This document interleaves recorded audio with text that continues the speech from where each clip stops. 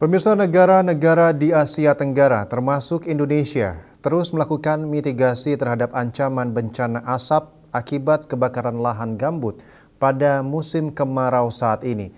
Sementara itu untuk di Bali sendiri, Kementerian Lingkungan Hidup akan membentuk Satgas dalam mengantisipasi TPA-TPA yang ada di Bali agar tidak terjadi peristiwa kebakaran seperti di TPA Jatiwaringin.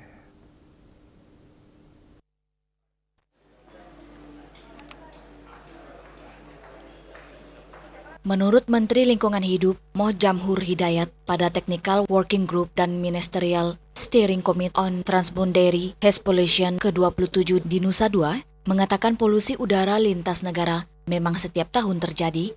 Semua negara di Asia Tenggara telah beberapa tahun yang lalu melakukan mitigasi terhadap potensi bencana asap akibat kebakaran lahan gambut. Indonesia memiliki komitmen yang kuat terhadap penanganan bencana kebakaran lahan dan terbukti sejak beberapa tahun yang lalu, titik-titik api kebakaran lahan bisa menurun.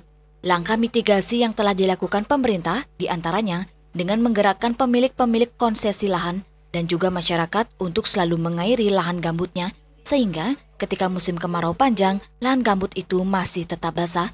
Metode mengairi lahan gambut dengan sistem kanal blocking atau pembuatan danau-danau kecil seperti embung-embung supaya lahan gambutnya terairi terus menjadi solusi selama musim kemarau.